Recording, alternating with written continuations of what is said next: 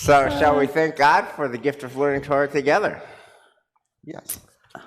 Baruch atah Adonai Eloheinu melech haolam asher kiddushanu b'mitzvotav v'tzivanu la'asot b'divrei Torah v'ha'arevna Adonai Eloheinu et divrei Toratcha b'finu b'fi amcha Beit Yisrael v'niyeh anachnu v'tze'etzeinu v'tze'etzei amcha Beit Yisrael kulanu yodei shemecha v'lomdei Toratecha lishma Baruch atah Adonai hamelamed Torah le'amo Yisrael Baruch atah Adonai Eloheinu melech haolam asher bachar banu mikol ha'amim v'natan lanu et Torato Baruch atah Adonai noten ha'Torah. Amen. So, Boker Tov, Shabbat Shalom. So, it is an anxious time and an anxious world, but it's very reassuring to be with you. So, and it's very reassuring to be with you. So, obviously, there's a lot of emotion in our land right now, a lot of anxiety and tears and fears and apprehension and concern.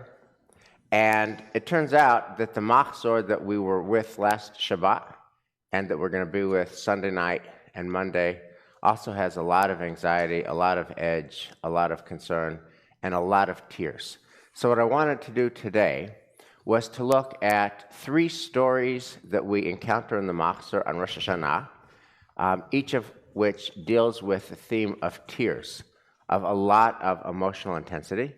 These are the stories of Hagar, who's expelled in the wilderness, the story of Hannah, who cannot conceive, and the iconic story of Mother Rachel, as imagined by the prophet Jeremiah, who is weeping for her children who have been exiled from Jerusalem.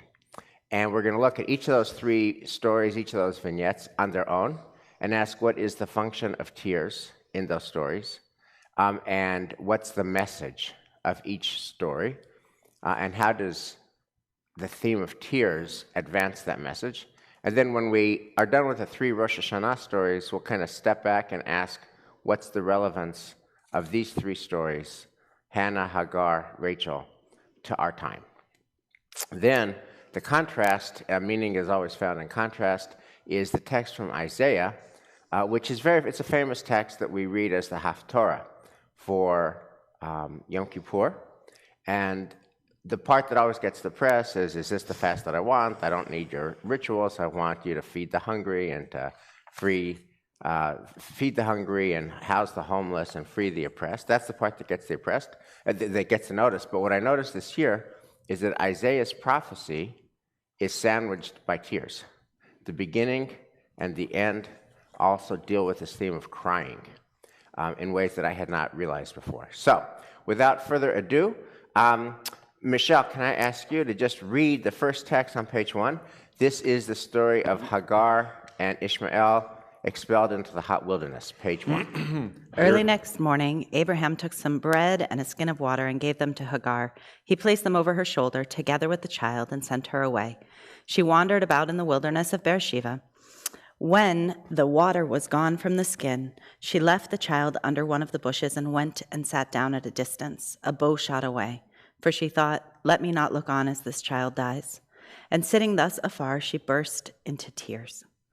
God heard the cry of the boy, and a messenger of God called to Hagar from heaven and said to her, what troubles you, Hagar? Fear not, for God has heeded the cry of the boy where he is.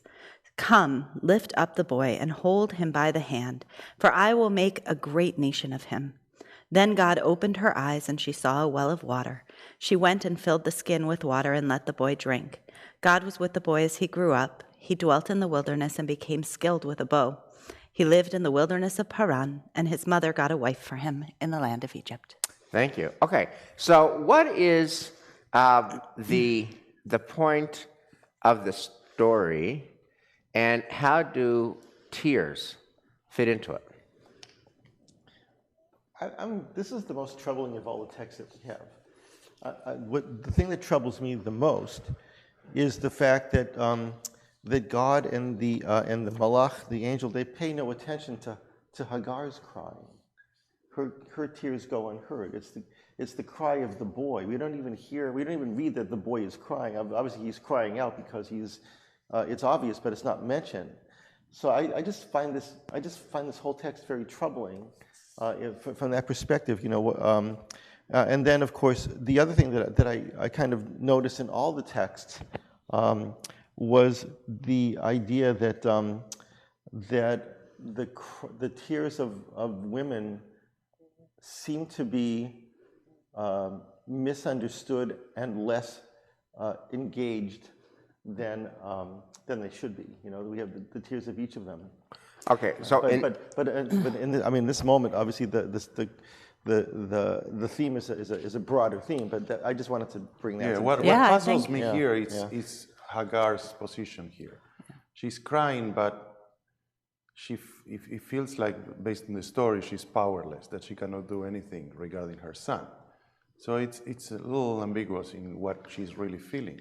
Obviously, she wants the best for her son, but why is she not doing more?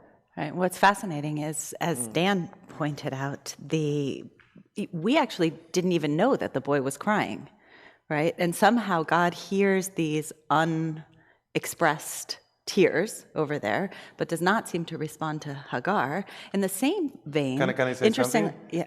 Okay. Wait. He's not crying. The text doesn't say that Ishmael that he was crying. It's a call, right? Yes, that's right. It's the voice, his voice, right? So there's this sense in which thank you, Elias, that's an important point, right? There's this unheard plea that is answered and the heard plea that goes unanswered. And likewise, it's very interesting because she gets God and he never gets God. Like God actually speaks to her, but about him. And he doesn't get that same encounter. And so we do have this very strange duality of these people who may be feeling similar things, but one of their cries is heeded and one is not, even though they're legitimate. That said, I find there's something about this text that every year really is so painful, right? As a mother, when I read these words and the thought of the position that Hagar is in with her child and the absolute devastation that she's facing at the thought of his loss, there are no tears more real and more deep than the tears of a parent when their child is at risk. And it's interesting that those are not the tears that God hears, almost as if that's a normal experience, right? That's just something that happens in the course of every life. Every parent encounters that moment. Yeah, but there's something else that God is answering. Can I just say, I don't read this at all the same way. You, Dan and Michelle, you both seem to suggest that Hagar's tears go unaddressed. And if you read verse 17, God sends a messenger of God to Hagar from heaven and said to her, Hagar, what troubles you, Hagar? Malach Hagar, Malach Hagar. So he is exactly hearing her tears and exactly responding to her tears. But what am I missing? So the Malach Hagar feels to me, Malach Hagar feels to me like what's going, like parents suffer this all the time. You're in a situation that millions of people around the world all over face every single day. You're worried about your child. You're afraid something bad is happening. You're struggling. You've got poverty. You've got homelessness. Okay, join the club. Right? What am I hearing? I'm hearing some special covenant, some connection. I'm going to take care of this child for a different reason. Can I jump in here? Yeah, please. So I think that there's more to this story than what's happening here. The Midrash, I think, really interestingly fills in that Hagar and Abraham were deeply in love. And that where Sarah and Abraham were an uncomfortable, ill-fitting match, Hagar and Abraham were true love, right? Like she comes back as Keturah, and then they find love happily ever after at the end of this whole saga. But when this happens, and there's also this beautiful midrash that when Abraham sends her off He like ties things to her skirt so that she'll carve a path through the desert sand and he can follow her. That he's not going to let her go. He loves her, but he can't live with Sarah with this antagonism. So he ties this thing to her and he's going to follow her. And so when she gets to this place, if you read with the Midrash, you have to imagine that she's holding not just the despair about her own survival, but her own heart's, I've lost the love of my life. My child has lost his father. He'll never have that relationship. I'll never have that stability. She's not just crying for his physical well-being. She's crying for this world that she's lost. And so God comes, and I think the place where I also hear that God isn't hearing her cry is God comes and responds to like the lowest Maslowian reality. Like, I'm going to take care. Don't worry. You're going to have water and food, Hagar. Don't worry. He's going to physically survive. But all of her cries of her heart and her relationship and her love and her deeper desires, that goes unanswered. God doesn't regard that. And she goes on. There's no hope. She doesn't know that she's going to ever get back together with Abraham. She doesn't know that she's going to ever have that life she's dreamed of. And so the tears are just there. But there is this interesting place where God actually appears to her, and she's one of the very few people, right? I mean, we don't hear God speaking to someone directly, and in fact, God opens her eyes to something new, something different.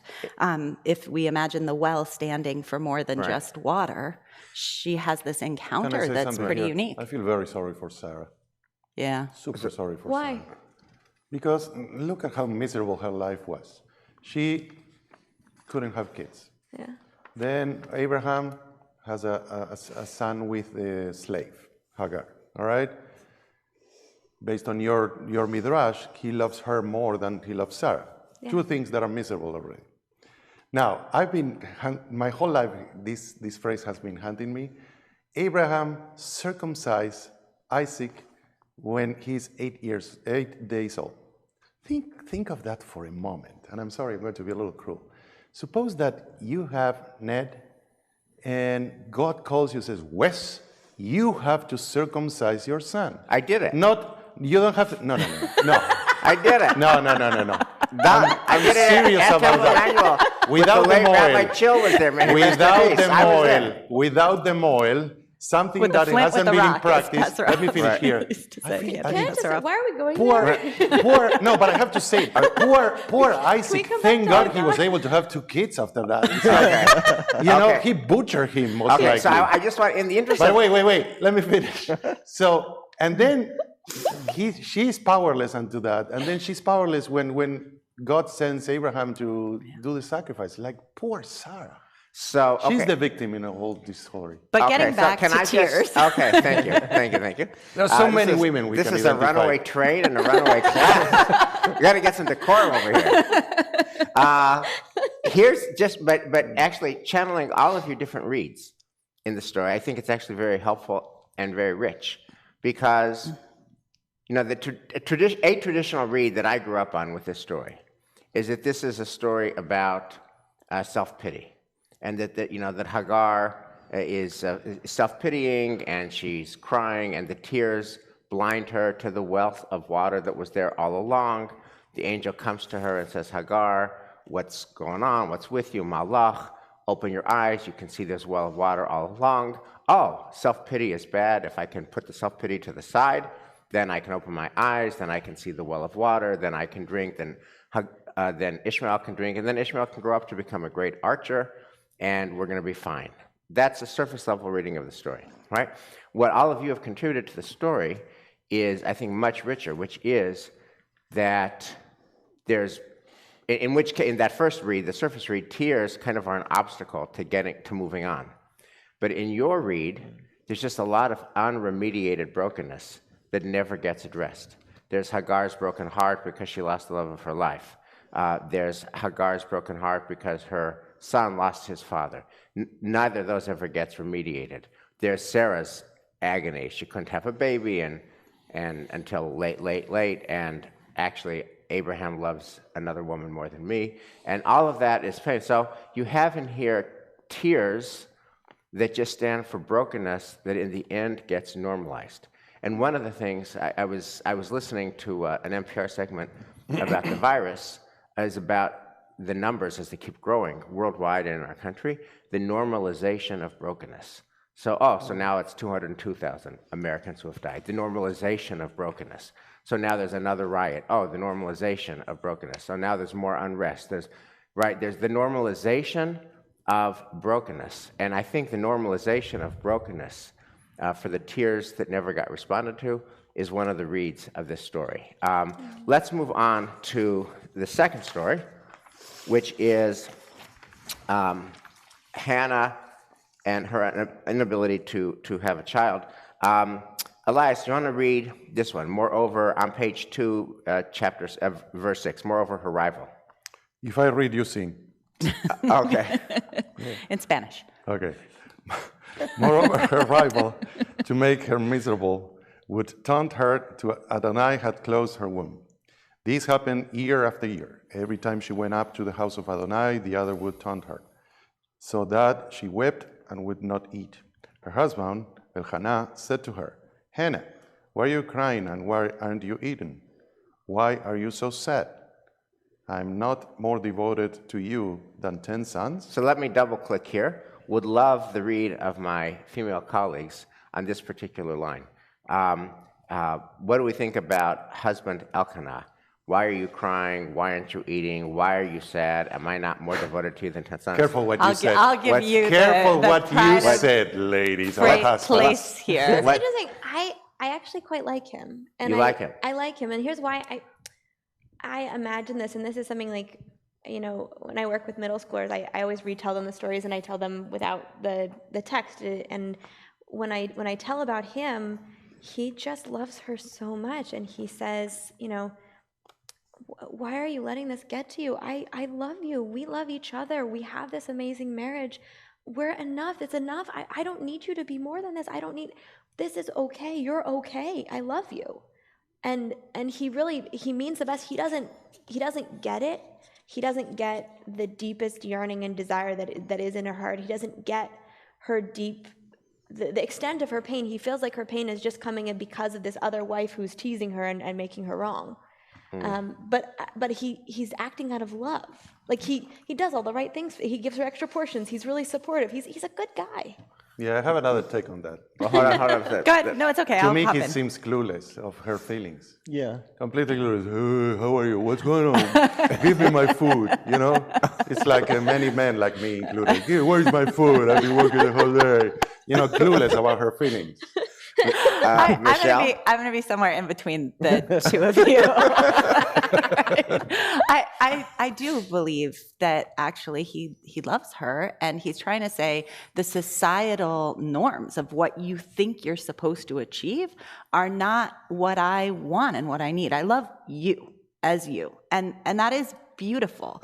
But there is a moment in which he kind of doesn't get who she is, because who she is somebody who needs a child in her life. She has more love to give. It's not about society wants me to check this box. She has a deep yearning, and in that way, he's failing. He's loving her, but failing to understand who she is. Who she is. Okay, let's pick up the story. But you see, so you have the first theme here. She's crying here. She wept, wouldn't eat. Dan, pick up with verse 9, after they had eaten. After they had eaten and drunk at Shiloh, Hannah rose. The priest Eli was sitting on the seat near the doorpost of the temple of Adonai. In her wretchedness, she prayed to Adonai, weeping all the while.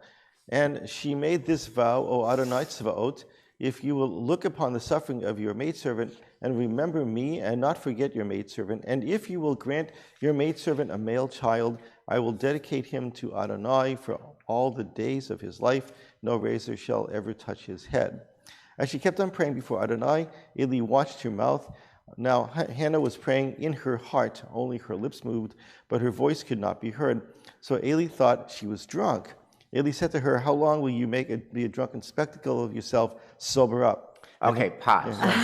Now, I just got to double click here. So talk about clueless. And here's my question. Exactly. Here's just a functionary. He's on the temple payroll. He's just a functionary. He's just a clueless functionary. And here's my question. Have we ever committed the sin of Eli? 1,000 times. 1,000 times? 1,000 times. First of all, entering into this space right? In a ideal world, this is supposed to be the place where you bring your emotion, you bring your tears, you stand before God. Come to a service, God willing, may we do so again, right?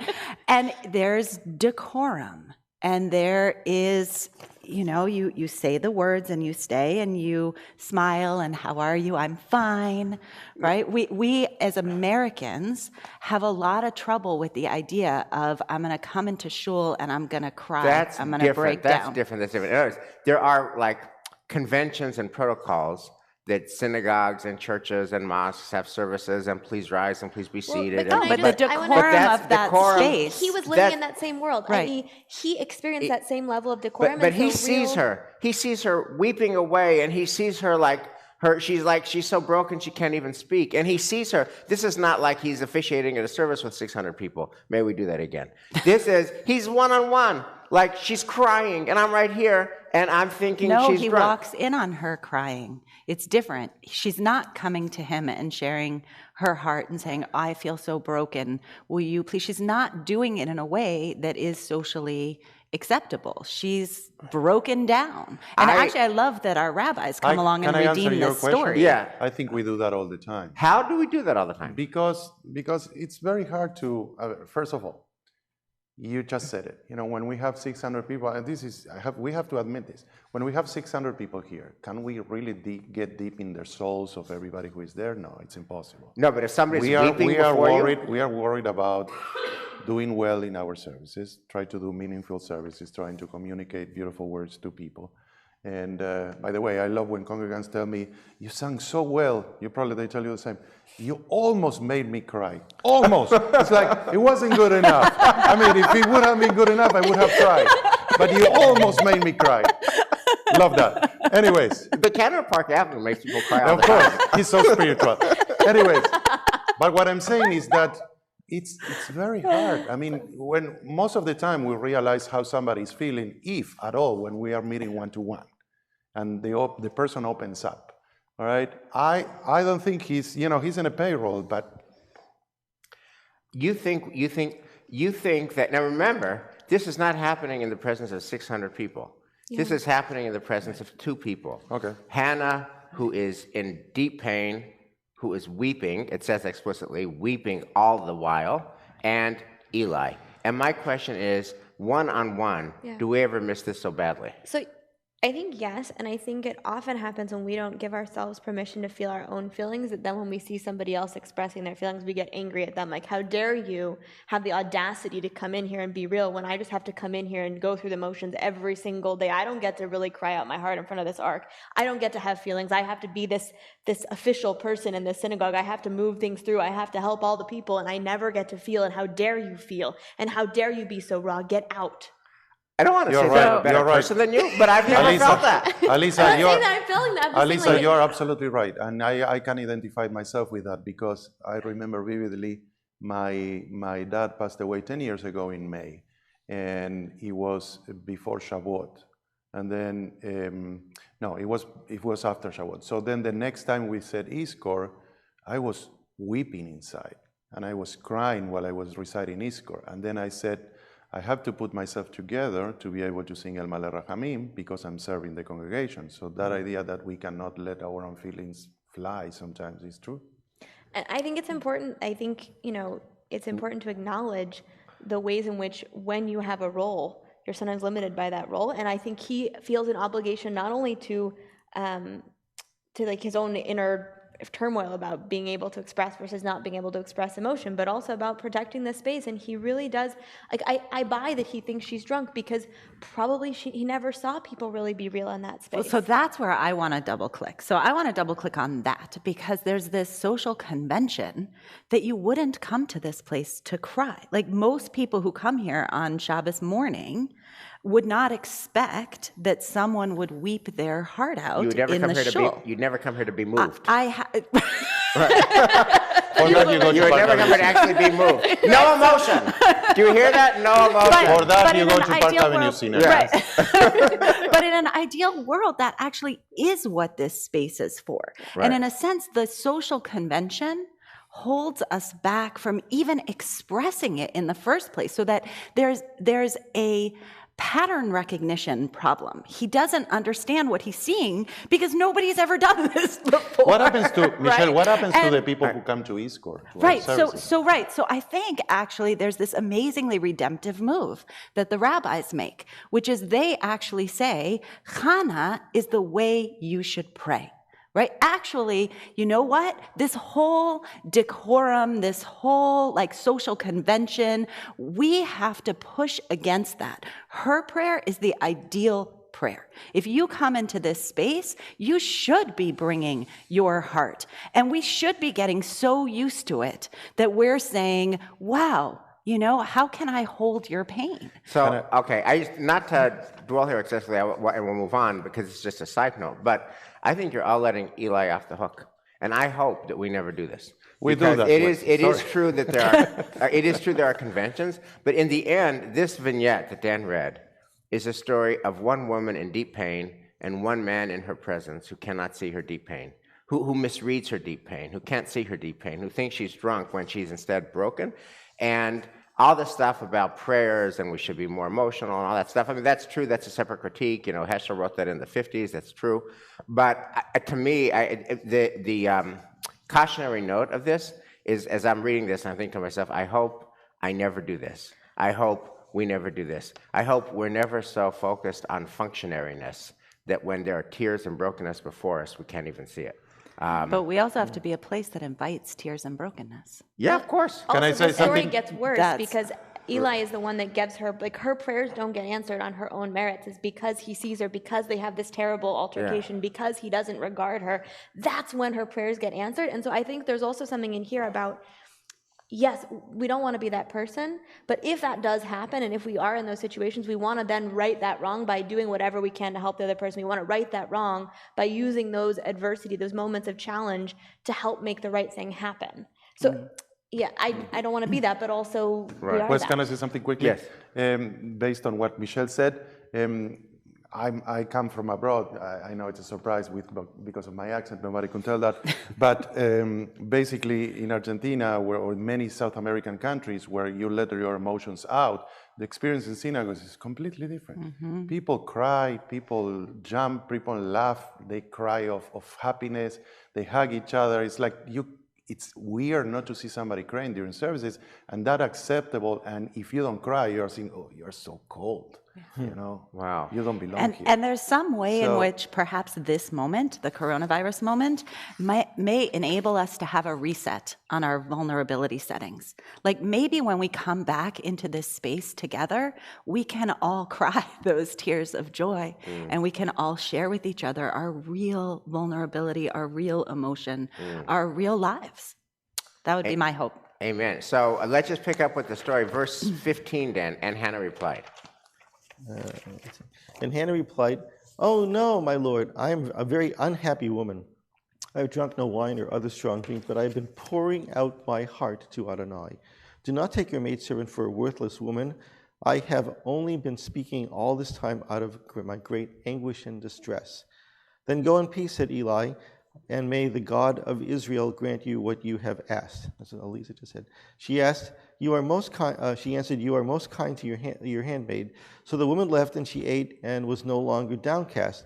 Early the next morning, they bowed low before Adonai, and they went back home to Ramah. And then the next verse, Hannah conceived, and at the turn of the year bore a son. So, Elisa, pick up with your perush on this. That Eli causes her prayers to be answered, that it's his seeing her. Why do you think that it's Eli who causes her prayers to be answered? So because of the sequence of things. So if you could have imagined the story being like, sober up, I have only been speaking all this time out of my great anguish and distress. You could have imagined then the next sentence would be, and God heard her words, and her words were true, and God regarded her prayer, and so when she returned home with her husband, she conceived. That's not what's written. What's written is, Eli replies, "Then go in peace, and may God grant you what you've asked for." And when he says that, then she's filled with resolve, and then she goes home and she eats, and then she conceives. He's in there, and you can't take him out. You think very highly about men. Elkanah and then Eli. So, wait, Dan, what's the Hebrew word? You think, therefore, that in the pshat of the story is that Eli's intercession was critical to her conception? I think both. The pshat is that his intercession and also the injustice that he did, and then his recognition that he had wronged her, that he hadn't seen the depth of her pain, and then maybe he's there in the temple praying and praying and praying on her behalf, and maybe he's using all of his resources to lobby Can for I her. offer a different Well, perush, but which now, is before you do that, yeah. let me just ask this. In that case, what is your perush, Eliza, on the meaning of the story and the lesson of the story? If we go with your perush, what's the lesson of the story? I think there is a lesson of this story that sometimes we need other people to see and hear our pain in order to be able to move forward. And that there is a power to witnessing, and there's a power for other people praying for us, and there's a power to being open with what's going on for us that enables us to move forward in ways we need. So can I just note and lift up the irony that to Michelle's earlier point, the Talmud in Brachot sees this as the paradigm of passionate prayer that we should all emulate, Hannah. But according to your read, the pshat is it's not Hannah's prayer that's effective. It's Eli's recognition that he kind of messed up, his desire to repair, his intercession. So her passionate prayer, according to your read, is not actually what gets her pregnant. It's Eli's intercession. Right, that the power of clergy to change people's lives. So I think this is all about makom. We learn about Ishmael, about Asher Husham in that place that he was. When we talk about the Akedah, God says to Avram, I will show you the place, right? And this could be, in fact, another place where the idea of the makom, that this is a sacred place. And so therefore, it all really comes back to God answering prayers, whether makom means God's presence in a physical place or God's presence in our hearts. I think these are illustrative of that kind of concept. She feels heard. And that actually is transformative to her, because it says she leaves and she eats. Like she actually, it's not that the prayer worked only, it's the action that she is strong enough to now take afterwards that helps to heal not only her soul but her body, and she then perhaps she's no longer downcast. It might have affected her relationship, who knows, right? There are all this cycle of events that comes from being seen. And the alternative parish is she seen by the priest? Is she seen by God? Whatever happened in that moment, the priest is able to be the conduit to help her feel seen. And that's something I hope we are able to do often. And I wanted to ask a question. Dan, you would probably know this, I hope. It says Elkanah knew his wife Hannah, and Adonai remembered her. What's the Hebrew word that is used there? Is it pakad? There, right?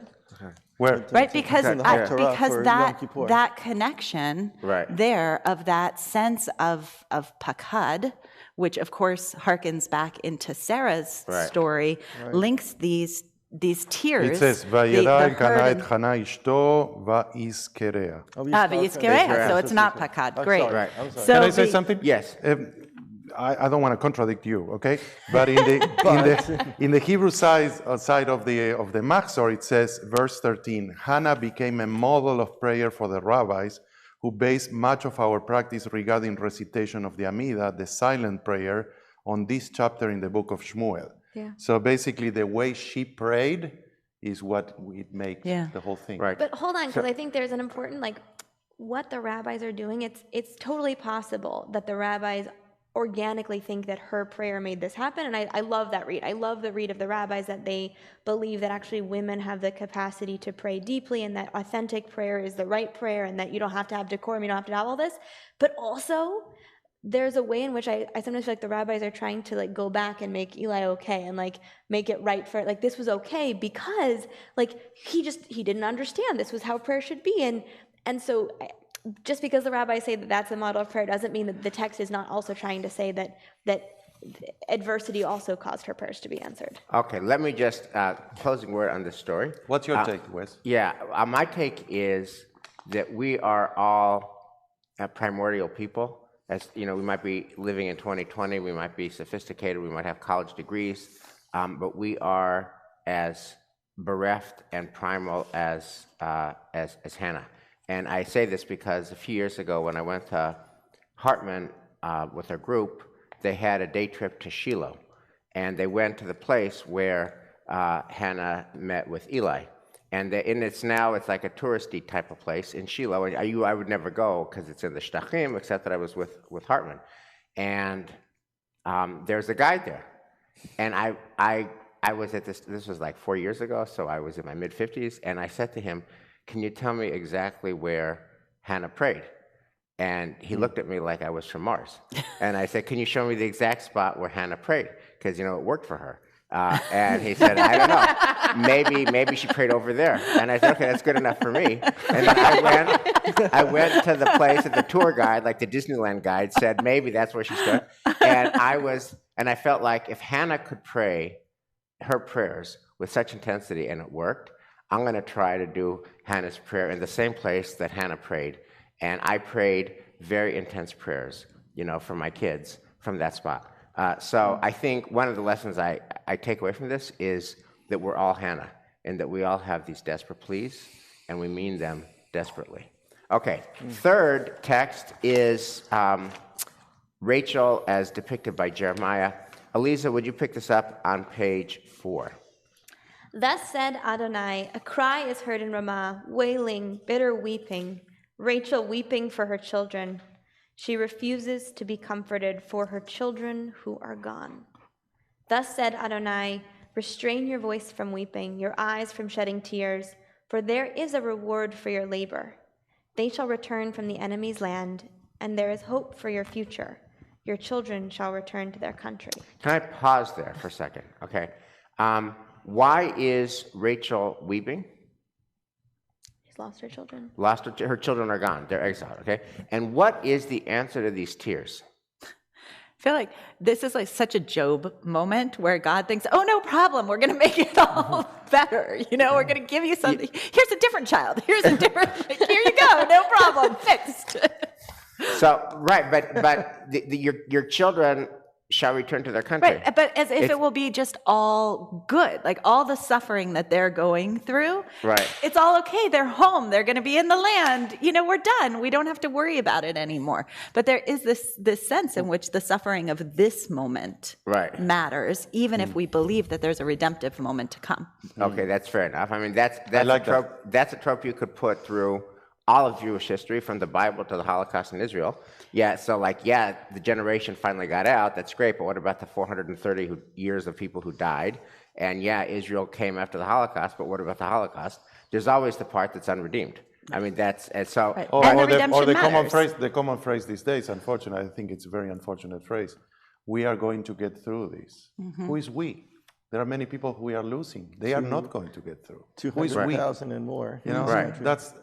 Right. So, that's a fair point. But what I wanted to ask about is, it seems like there's again about tears, wailing, bitter weeping, refusing to be comforted, and shedding tears, etc. This is the wettest of all the passages, the teariest of all the passages, and God's answer in the voice of Jeremiah. God's answer is, here's what we do with tears: we fix the problem. Right, you're crying because of exile. How do we wipe away the tears? We end exile. And then they shall return from the enemy's land, and there is hope for your future. Your children shall return to their country. And that is an interesting point of view, that the answer to tears is we're going to get to the source of the tears. What's the source? Exile? Okay, I'm going to solve it. We're going to end the exile, bring them back home. We still have your problem. The people that were exiled, that's its own pain. But in the fullness of history, at least exile is going to be over. You're going to come back. And here's my question. Does this model, the way we fix tears is to fix the problem that causes the tears, is that a helpful model today? So I think about the 7 love languages, right? I think about it also in regards to the text when we were 5. Speaking There's before. Now 7 what? Who knows? Can you explain for those who are not familiar with there are love languages. I'm not remembering the therapist's name who came up with it. Your memory's really good. If you happen to remember, somebody out there can send me an email to remind me. But the idea that each of us has a different way in which we experience our love to be fulfilled. So for some of us, we're very physical. We need a hug. We need a touch. We need somebody to really be physically paying attention to us. For others, we want gifts. So those flowers when you come home, or the diamond necklace, or the various, the toolbox, or whatever it is. What about taking out the garbage and doing the laundry? Right. So for others of us, we're That's deeds, love. right? Pure love, Wes. No, deeds, like what you do. Yeah. And you're showing me your love by taking out the garbage, right? So there are different ways that people experience, and one of them is problem solving. So here we are, and God is answering with the love language of problem solving. I'm going to fix it. But if you have ever, encountered couples who perhaps have a mismatch on this, there are times in which somebody wants to talk and just be heard and not have the problem solved, just be understood and affirmed and held. So God is, you're saying that Adonai is kind of a clueless Neanderthal husband. To me, I agree with Michelle. To me, a well-intentioned Neanderthal husband. To me, God is more clueless than Eli in the previous story. How so? Because he's not addressing, or she or it is not addressing the problem. It's like saying, we are going to fix it, we are going to end the exile. But when? Like 20 years from now, 10 years from now, 5 years from now? What happens now with my crying now? God is not saying, okay, tell me how you feel. Take it out. Let's talk about this. What we can do now to fix your pain a little bit. There's also, there's also heard and not heard. Like with Eli, his first response is stop crying. Yeah. Right? God's response here is stop crying. Right. So, God is hearing but not hearing. And I think we do that all the time. And stop crying. Rushing to solve. And pushing it aside. The tears, stop it. Just stop it. Right. Put it aside. We'll fix it. Right. Also feels important to highlight here, the rabbis don't come in and say Rachel's tears are the way that you should pray, or that Rachel's tears are the way that we should experience things. The rabbis actually, she's written out, it's about God's response. And I think, again, that's also my read back to Hannah, that it's raw emotion. No, we don't do that. We do stories, we do men coming in and making the answers, we do all of these things. And I think that it's really important for us to sort of reclaim Rachel's tears and to reclaim that potential and that crying. So what is, Elisa, what would you say is a lovelier, more thoughtful, more nuanced lesson from this story? I mean, then God comes in and says, I can't handle your tears, I'm going to solve your problem. If we don't want to be that well-intentioned Neanderthal, what's a better move here? I think we each have to get in touch with our tears. I think we have to really, and for some of us it's easier than for others, but finding those places of brokenness and building our own comfort with being bereaved, being grief-stricken and feeling that, and then after you felt that coming through and processing what's the next step. But you don't just like dry your tears and keep going. Like, we don't want to pick children up and tell them not to cry. You want to be able to feel and to move. Right, and in our society, just to do a little comparison, in our society, we struggle these days with men and women in positions of power. When men are passionate, people say, okay, he's a fabulous leader. He's so passionate and he lets the emotion out. When women are passionate and they have higher levels, she's too emotional, she's unstable, she's not good for the company. So it's a problem of our society.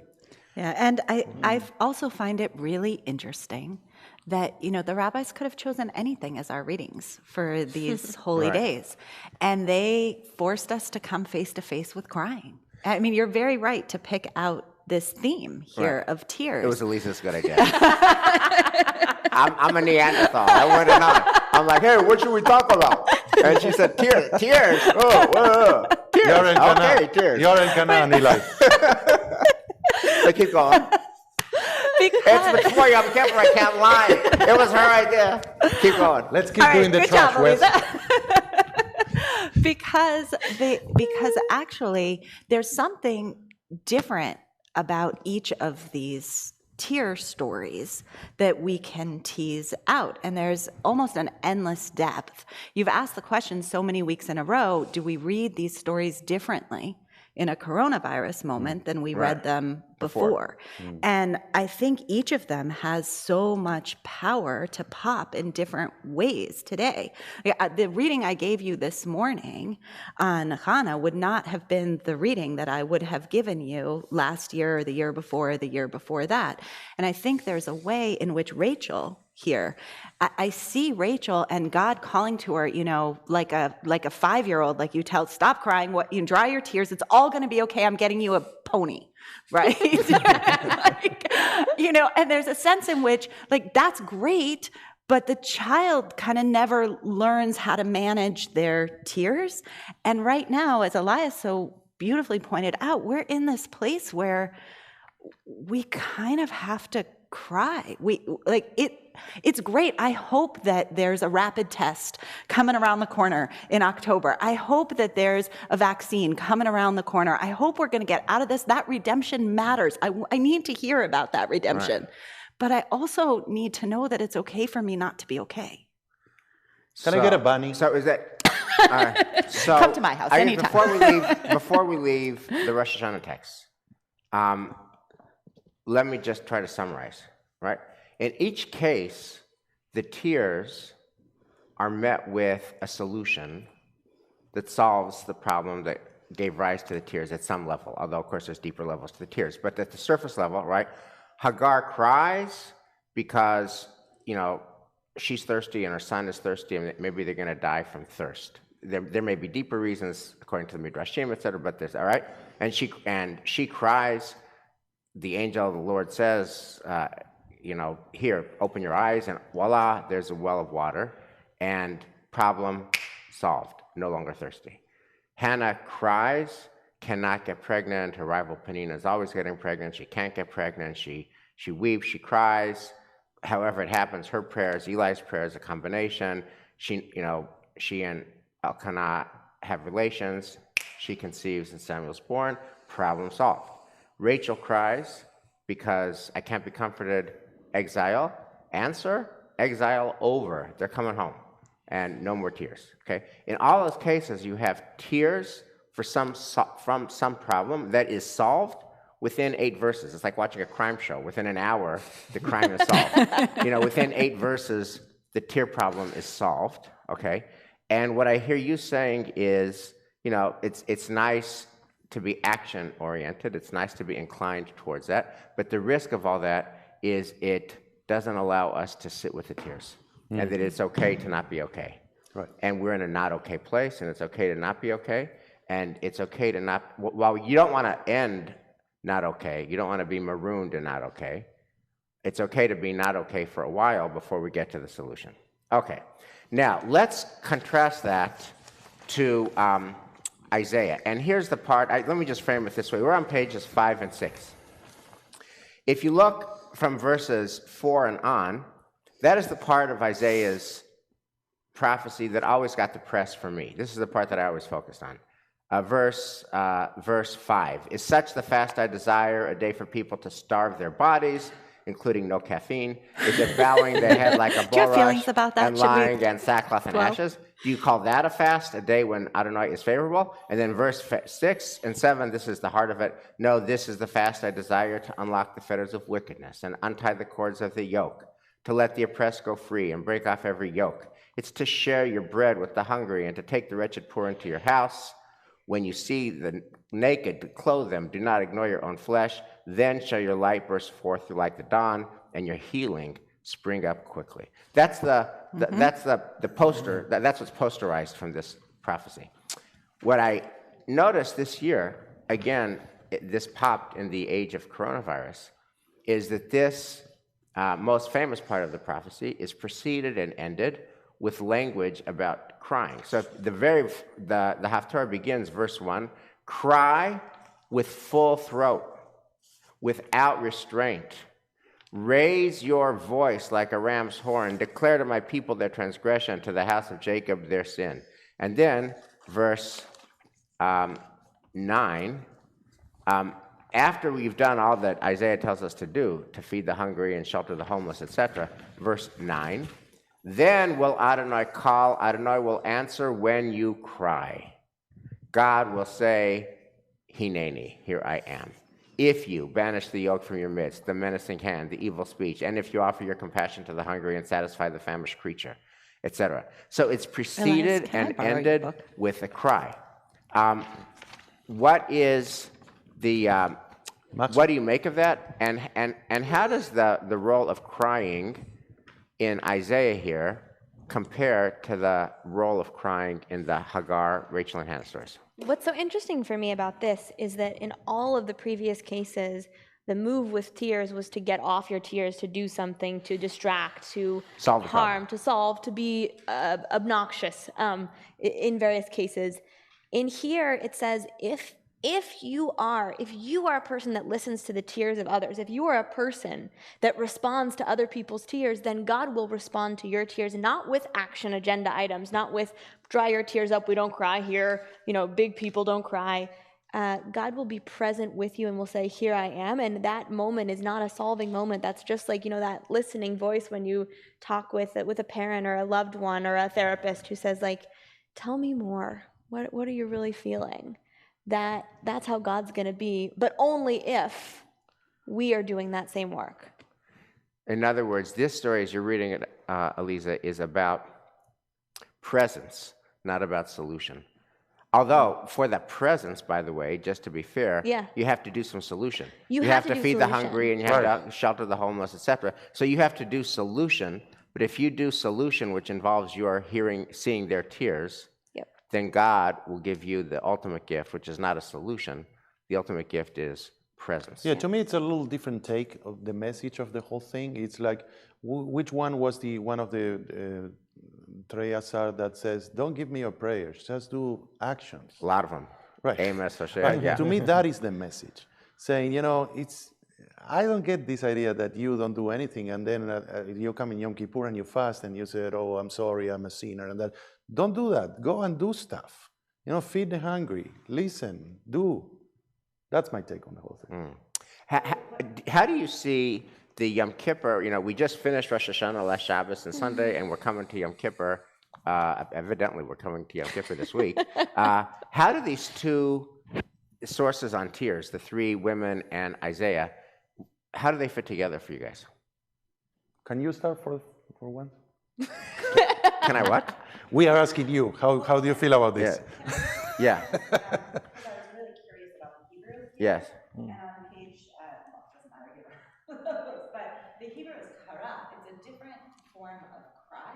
The cry here is like to call out, kind of a cry, and the same in verse 9, where you have that same root there, tikare, right? Right. You should call out. And I think actually there's something really fruitful about these two modes of crying out. There's the crying, which is very emotional and personal and like weeping crying. And then there's the crying that we do towards the world. The calling out, the anguish, the justice needs to happen here. And it's protesting. Yom Kippur takes tears and transforms them into righteous call. Use that emotion not only inward but outward towards making a change in the world. Wes, Wow. What do you think of all this? What I think is, first of all, I find it very responsive to the world that we live in, because here's what I feel. I can't even listen to the news anymore. I'm so disturbed by what I hear. I'm so disturbed by the news. And everybody I know is disturbed and alarmed and concerned and in a state of genuine consternation, the likes of which they've never experienced. People I know broadly in all kinds of circles, although all of my circles are limited to Temple Emmanuel, but in all of my circles at Temple Emmanuel, just kind of feel like, oh my God, I've never seen the world like this. And so there's just like a lot of emotion, more than I can remember in previous years, And one takeaway I get from these four texts is that's what it means to be a human, is tears and emotion, and to have like a deep inner life is to have a deeply roiled inner life. To have a deep inner life is to have a deeply tormented inner life. And you can't, the words people talk about spirituality, you can't have spirituality that's placid and spirituality that's serene if the world is not placid and if the world is not serene. If you want to be a spiritual being and the world is messed up, then your inner place is messed up. And to me, that is what it speaks to, and that it's okay if your inner life is messed up because the world that we're living in is messed up.